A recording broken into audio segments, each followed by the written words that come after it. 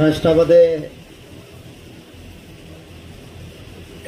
ज्यांना देवमाणूस म्हणून ओळखलं जायचं ते आपणा सर्वांचे शेठबाबा स्वर्गीय निवृत्ती शेठ शेरकर आणि बाई स्वर्गीय हिराबाई शेरकर यांच्या पुण्यस्मरणानिमित्त व्यासपीठावर उपस्थित असलेले प्रसिद्ध सिने अभिनेते डॉक्टर किरीची ओक, बाबांचे बंधू आदरणीय नंदू काका शेरकर, आदरणीय जिल्हा परिषदेचे माजी उपाध्यक्ष शरदराव लेंडे साहेब, विग्नरचे उपाध्यक्ष त्याचप्रमाणे तानाजी शेठ बेनके, संभाजी शेठ तांबे, व्यासपीठावरील सर्व मान्यवर बंधू आणि भगिनींना,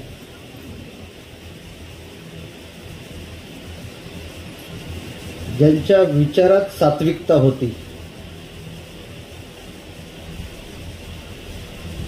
ज्यांच्या विचाराने शेतकऱ्यांना प्रेरणा मिळायची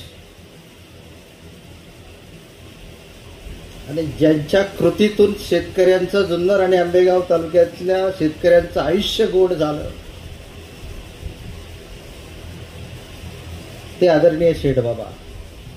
आयुष्य गोड झालं यासाठी मी म्हणालो की अत्यंत प्रतिकूल परिस्थितीमध्ये कारखाना उभा करणं मोठं प्रयासाचं काम होतं ओकसाहेब, परंतु त्या प्रतिकूल परिस्थितीमध्ये माझ्या शेतकऱ्याच्या आयुष्यामध्ये चांगलं जीवन जगता आलं पाहिजे, अशी गोष्ट करता आली पाहिजे, त्यासाठी जे योगदान बाबांनी केलं ते म्हणजे विघ्नर सहकारी साखर कारखान्याची स्थापना केली, म्हणून ह्या जुन्नर आंबेगाव तालुक्यातील शेतकऱ्यांचं आयुष्य गोड झालं असं मला वाटतं.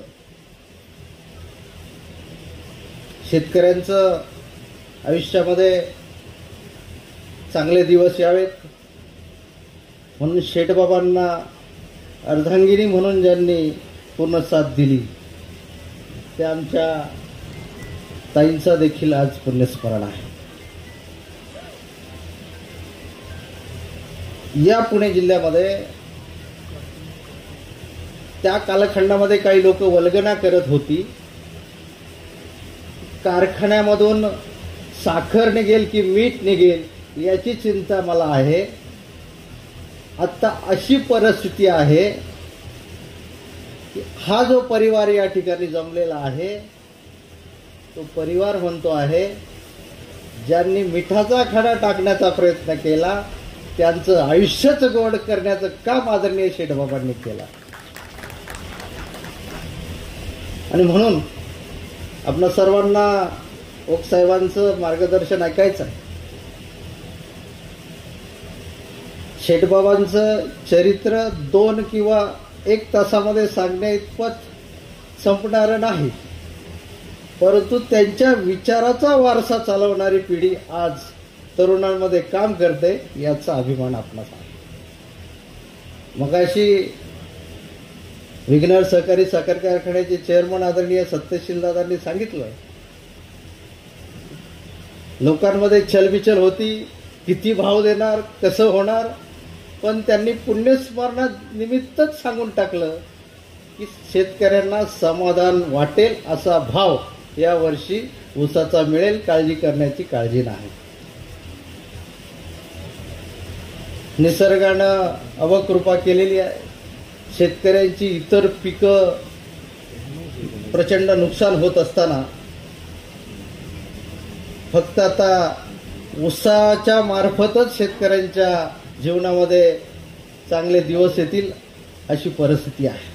आणि म्हणून आता दादांनी सांगितलंय भावही चांगला देणार आहे आणि राज्याचा विचार केला तर ऊसाचं प्रमाण कमी आहे.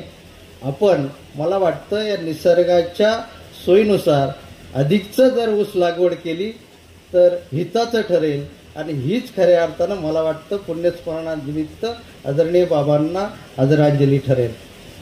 आज अभिजितदादा काम करतायत, सत्यशीलदादा काम करतायत. बाबांच्या संस्कारातून घडलेली ही पिढी जनतेच्या हितासाठी काम करते, बाबांच्या विचारांनी प्रेरित होऊन काम करते. ही खऱ्या अर्थानं आपल्या दृष्टिकोनातून समाधानाची बाब आहे. आपला